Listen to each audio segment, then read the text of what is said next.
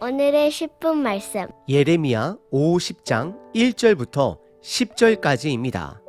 오늘 본문은 그동안 하나님께서 심판의 도구로 사용하신 바벨론이 결국 하나님의 심판을 받게 되는 내용을 담고 있습니다. 바벨론은 하나님의 도구로 쓰임을 받았지만 그들 역시 우상으로 가득 차 있었기 때문에 하나님의 심판을 피할 수 없었습니다. 이는 우리가 하나님을 단지 우리들의 이득을 위해 이용하는 존재로 여기고 있지는 않은지 돌아보게 만듭니다. 하나님과의 관계를 맺지 않고 그저 쓰임받는 자가 되지 않도록 경계해야 합니다. 이 본문은 두 가지 주요 부분으로 나눌 수 있습니다. 첫 번째 부분은 바벨론에 대한 심판이고 두 번째 부분은 바벨론에서의 탈출입니다. 첫 번째 부분은 바벨론에 대한 심판입니다. 1절부터 5절입니다. 여호와께서 선지자 예레미야에게 바벨론과 갈대아 사람의 땅에 대하여 하신 말씀이라. 2절 너희는 나라들 가운데에 전파하라, 공포하라, 깃발을 세우라, 숨김이 없이 공포하여 이르라.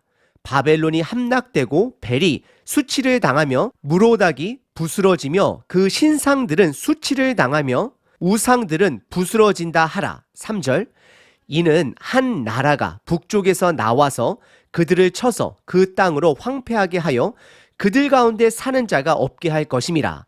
사람이나 짐승이나 다 도망할 것임이라. 4절 여호와의 말씀이니라. 그날 그때에 이스라엘 자손이 돌아오며 유다 자손도 함께 돌아오되 그들이 울면서 그 길을 가며 그의 하나님 여호와께 구할 것이며 5절 그들이 그 얼굴을 시온으로 향하여 그 길을 물으며 말하기를 너희는 오라 잊을 수 없는 영원한 언약으로 여호와와 연합하라 하리라 라고 기록합니다. 본문의 시작인 1절은 하나님의 말씀이 예레미야를 통해 바벨론과 갈대아 사람들에게 임한 것을 나타냅니다. 여기서 중요한 점은 역사의 중심이 강대국이 아니라 하나님의 말씀임을 분명하게 하는 것입니다. 참고로 갈대아 사람은 바벨론을 말하는 것입니다. 그리고 2절에서는 바벨론의 멸망을 선포하는 전쟁 소식이 강조됩니다. 전파하라, 공포하라, 깃발을 세우라 라는 이런 표현을 통해 바벨론의 함락과 그들의 우상인 벨과 무로닥이 부스러지는 날이 다가올 것을 예고합니다. 벨과 무도락은 동일한 우상 형상입니다. 바벨론의 멸망은 하나님의 말씀에 따라 이루어지는 사건입니다. 3절에서는 한 나라, 즉 북쪽에서 페르시아가 나와 바벨론을 공격할 것이라고 예언하십니다. 이로 인해 바벨론의 백성들뿐만 아니라 짐승들까지도 도망치게 될 것을 말씀하십니다. 그리고 4절과 5절에서는 바벨론의 멸망이 이스라엘의 회복으로 이어질 것임을 선언하십니다. 이스라엘 자손들이 하나님을 찾으며 돌아오게 될 것임을 선포하십니다. 그들은 하나님의 언약을 기억하고 다시 하나님과 연합하게 될 것입니다. 두 번째 부분은 바벨론에서의 탈출입니다. 6절부터 10절입니다. 내 백성은 잃어버린 양떼로다.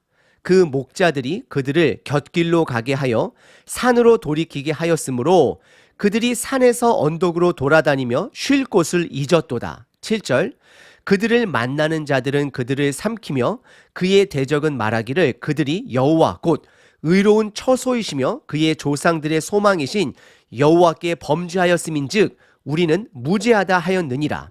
8절 너희는 바벨론 가운데서 도망하라. 갈대아 사람의 땅에서 나오라.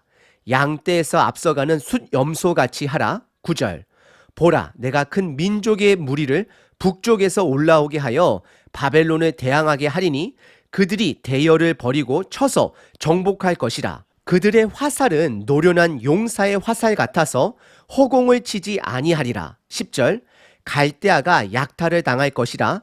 그를 약탈하는 자마다 만족하리라. 여호와의 말씀이니라 라고 기록합니다. 6절에서는 이스라엘 백성이 길 잃은 양떼로 비유됩니다. 이들은 비록 죄로 인해 포로가 되었으나 여전히 하나님의 자녀로서의 정체성을 가지고 있으며 하나님은 그들을 포기하지 않으심을 드러내십니다. 그러나 이스라엘을 잘못된 길로 인도한 목자들, 즉 왕과 제사장, 고관들로 인해 그들은 쉼을 찾지 못했다라고 6절에서 기록하고 있습니다.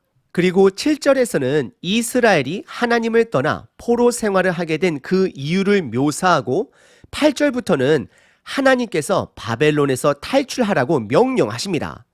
하나님이 곧 바벨론을 심판하실 것이기 때문입니다. 그리고 9절에서는 북쪽에서 바벨론을 칠 큰 민족이 올라올 것을 선언하시며 10절에서는 하나님의 말씀대로 바벨론이 약탈당할 것을 다시 한번 강조하십니다.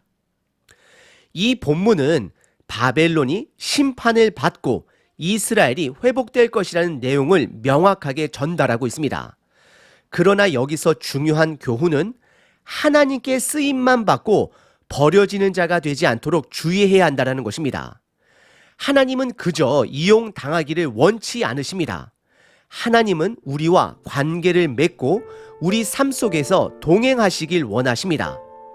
이스라엘은 하나님과의 관계를 맺기보다는 그들의 목적에 따라 하나님을 이용하려 했습니다. 그래서 그들은 70년이라는 포로 생활을 하게 된 것입니다. 하지만 하나님의 은혜로 하나님은 그들을 다시 찾으시고 부르십니다. 하나님의 은혜를 입은 자들은 하나님과의 관계를 소중히 여겨야 하는 자들입니다.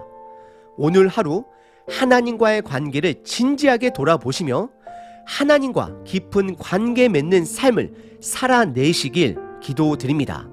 예레미야 50장 5절 그들이 그 얼굴을 시온으로 향하며 그리로 가며 이르기를 오라 우리가 여호와와 영원한 언약으로 연합하리라 하리라. 말씀이신 하나님 아버지, 오늘도 저희를 주님의 말씀 위에 세워주시니 감사합니다.